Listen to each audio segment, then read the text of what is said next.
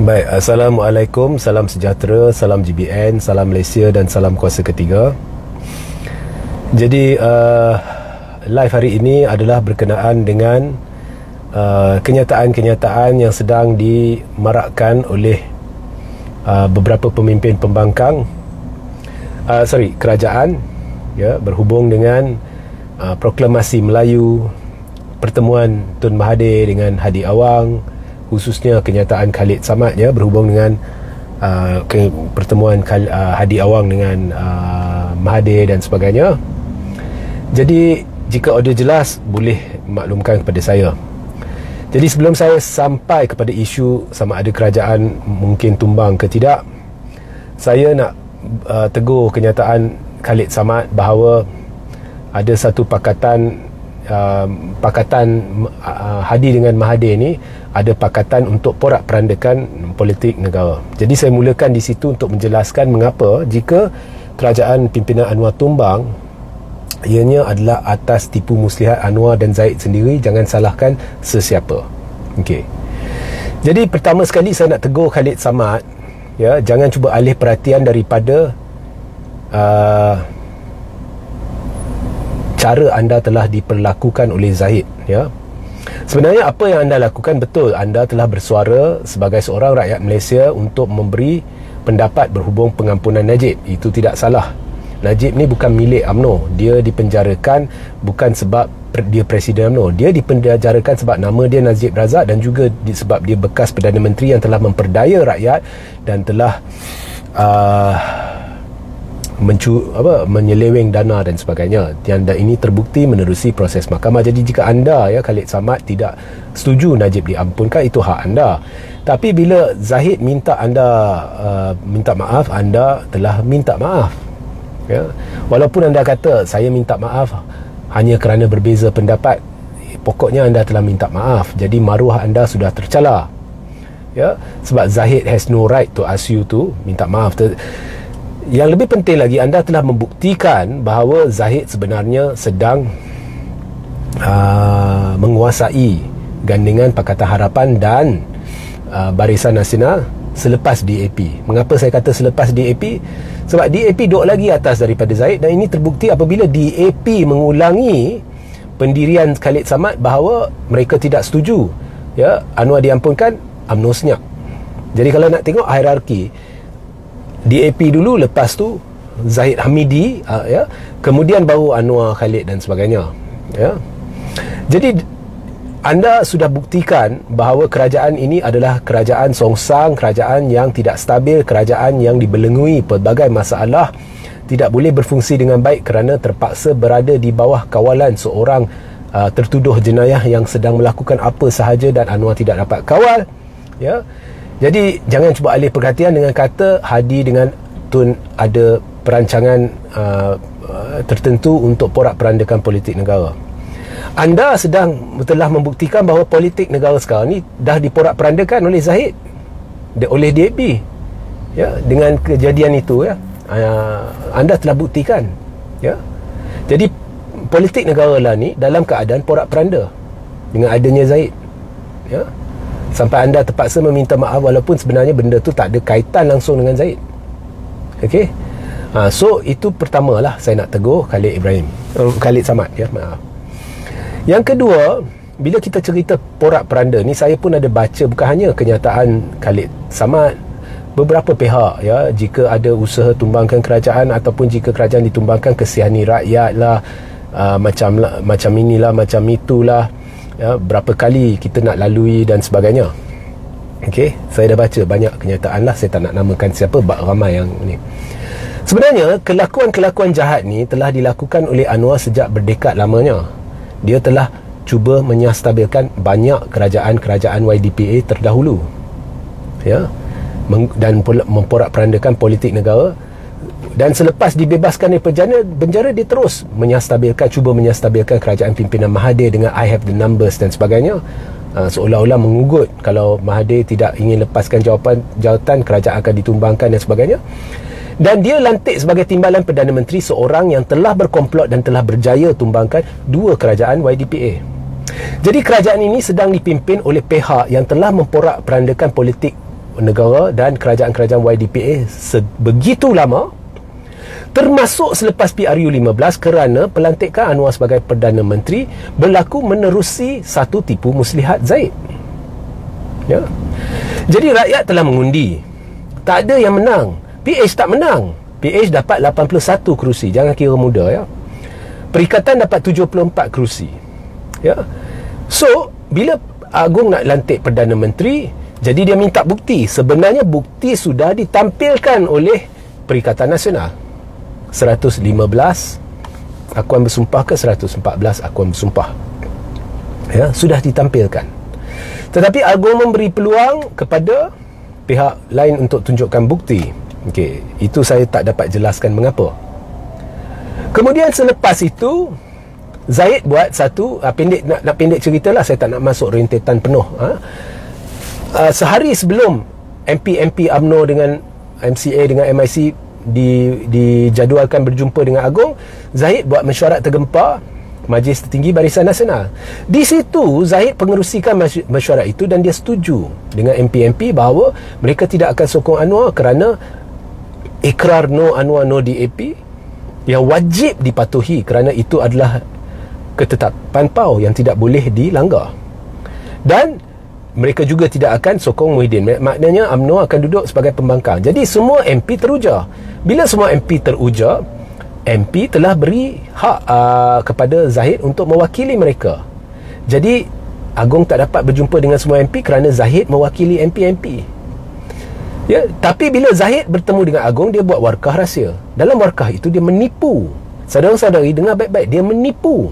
Dan benda ni didedahkan oleh Tan Sri Anwar Musa, dan akhirnya sebab itulah Anwar Musa kena pecat. Dan akhirnya telah diakui oleh Zahid wujud warkah tu sampai MCA minta Zahid letak jawatan. Jadi dia buat warkah rahsia. Dalam warkah itu dia menipu kepada Yang di-Pertuan Agong, kononnya 30 MP BN sokong Anwar. Sebab itulah Zahid tak nak MP pergi jumpa Agong, sebab Agong akan tahu bahawa MP BN sebenarnya tak sokong Anwar. Tapi Zahid buat taktik itu dan dia menipu. Maknanya dia telah perdaya MP UMNO, dia telah perdaya atau cuba perdaya Yang di-Pertuan Agong.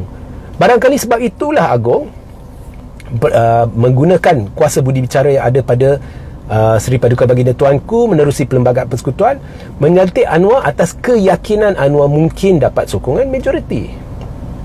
Ya. So, tipu muslihat Zahid ni, ya, telah memporak-perandakan politik. Sebab itu politik tidak stabil. Bayangkan, anda tak suka dah Anwar, anda telah ditipu, telah dipaksa dengan cara yang tidak betul oleh Zahid untuk sokong Anwar. Dengan tipu muslihat, tahap tu tahap paling jijik Zahid buat, menipu. Ya. So, Zahid telah menimbulkan suasana tidak selesa dalam UMNO. MP akhirnya demi kestabilan mereka terpaksa diam. Ya. Dan mereka melihat Zahid ni yang tertuduh jenayah, kemudian ada hitam putih penlibatan dia dalam LCS, kemudian ada Pandora Paper, nama dia ada, dia dinaikkan. Tapi yang dituduh di mahkamah atas syak sahaja, setakat ini bukti tidak ditampilkan, ya, adalah pemimpin-pemimpin pembangkang. Tetapi Anwar nak beria-ia dulu Zahid terlibat dalam perolehan. Rafizi dah tunjuk hitam bukti putih, dokumen perolehan sudah klasifikasikan, menunjukkan Zahid terlibat, ada minitkan surat dan sebagainya. Tapi tak ada tindakan. LCS disenyapkan. Isu Pandora Paper yang dulu dia beria-ia berjanji akan siasat disenyapkan. Jadi rakyat lihat kerajaan ini, dia cakap je rasuah hari-hari, nak perang rasuah. Tapi rakyat tak percaya. Rakyat lihat Anwar sebagai seorang yang sedang bermain politik dendam dan sebenarnya hanya bercakap hari-hari untuk mengalih perhatian daripada kegagalan dia untuk melakukan siasatan-siasatan yang telus, yang adil, dan dia menaikkan orang yang ada bukti penglibatan dalam satu skandal rasuah. Jadi politik negara telah porak-peranda. Sebab rakyat fikir, kalau saya rakyat, saya fikir, saya dah undi, kemudian pelantikan Perdana Menteri ni adalah berlaku selepas Zahid melakukan tipu muslihat. Jadi mesti ramai tak puas hati. Jadi ini secara tidak langsung telah mengaibkan sebenarnya rakyat Malaysia. Dan sebenarnya apabila rakyat pilih MP seterusnya perlu buat keputusan siapa dia sokong. MP dah kata kami sokong perikatan, tapi Zahid guna tipu muslihat untuk menipu dalam markah dia bahawa MP ni sokong UMNO. Maknanya MP ni telah dihalang dengan tipu muslihat daripada melaksanakan tanggungjawab mereka yang diberi oleh rakyat menerusi pilihan raya. Jadi rakyat telah dianiaya apabila MP ni tidak boleh melakukan fungsi mereka dengan baik. Apabila MP ni tidak boleh menggunakan kuasa mereka untuk memilih. Kerana berlaku tipu muslihat ni, akhirnya UNWR naik. Jadi bila keadaan ni berlaku, sebetulnya MP ni wajib keluar parti, kosongkan kerusi dewan rakyat, supaya kerusi-kerusi itu boleh melalui proses pilihan raya semula, rakyat boleh pilih semula, kemudian MP ni boleh bertanding semula, mungkin bawah parti lain yang tidak melakukan tipu muslihat, supaya esok bila mereka naik balik, andai kata mereka naik balik, dipilih balik sebagai MP, kali ini mereka boleh melakukan keputusan yang betul. Jadi ini menurut proses lunas perlembagaan dan undang-undang. Tak ada salah. Malah jika MP kosongkan kerusi, mereka melakukan yang betul demi kebenaran, menurut undang-undang, menurut perlembagaan. So, bila ada orang kata proses menjatuhkan kerajaan ini semua jahat, nonsense. Ini bukan jahat, malah ini kewajipan demi menebus kembali maruah mereka dan hak rakyat untuk memberi kuasa menerusi pilihan raya kepada orang-orang yang mereka pilih untuk mewakili mereka, supaya kuasa ni boleh digunakan oleh orang-orang yang mereka pilih untuk menentukan siapa yang harus jadi Perdana Menteri, bukan menerusi tipu muslihat. Nampak? Jadi jika kerajaan UNWR tumbang, ianya atas UNWR, ianya atas Zahid. Ya. Awak dah ada kuasa MP, tapi awak tidak ada suara dalam UMNO. Awak jadi baruah Zahid, menerusi paksaan. Menerusi paksaan. Kalau cakap sesuatu mengkritik Zahid, anda dipecat. Jadi bila anda tidak boleh lakukan fungsi anda sebagai MP, anda tidak boleh menggunakan kuasa yang diberi oleh anda kepada anda oleh rakyat menerusi pilihan raya untuk menentukan apa yang patut, siapa yang patut jadi PM dan sebagainya. Ya. Anda perlu beri balik kuasa kepada rakyat untuk memilih semula. Dan anda perlu beri jaminan kalau anda dipilih semula, anda tidak lagi akan terkekang. Jadi caranya anda perlu masuk parti lain, sebab di dalam parti UMNO bukan lagi perjuangan agama, bangsa dan negara. Ini perjuangan Zahid nak selamatkan tekuk dia. Sesiapa yang menentang Zahid akan dipecat. Anda tidak boleh berfungsi sebagai MP demi rakyat. Anda tidak boleh melaksanakan kuasa yang telah diberi oleh rakyat kepada anda untuk membuat keputusan-keputusan. Jadi anda perlu kosongkan kerusi. Jadi tak salah, malah sudah jadi kewajipan kerajaan ini ditumbangkan. Berdasarkan maklumat yang saya terima, betul atau tidak saya tidak tahu. Saya nampak UNWR sebenarnya dah hilang majoriti, tapi itu saya lepas kepada MP, saya lepas kepada, saya tak mau terlibat lah. Tetapi berdasarkan maklumat dah hilang dah.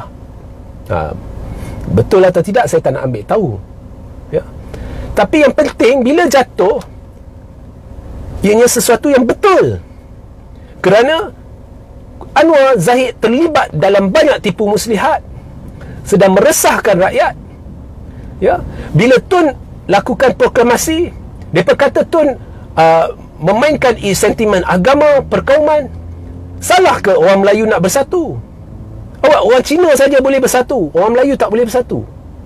Salah ke orang Melayu nak bersatu? Sebenarnya yang tuduh macam Khalid Samad ni, yang tuduh mereka ada agenda nak porak-perandakan dan sebagainya, ada orang kata mereka ni resis. Yang tuduh ni resis. Mereka tak mau lihat orang Melayu bersatu. Mereka nak rampas hak orang Melayu untuk bersatu. Mereka resis. Mereka lah ancaman kepada negara. Jadi bertambahlah pula keperluan kerajaan ini tumbangkan. Itu penjelasan saya. Sehingga kita berjumpa di lain masa. Assalamualaikum, salam sejahtera, salam GBN, salam Malaysia dan salam kuasa ketiga.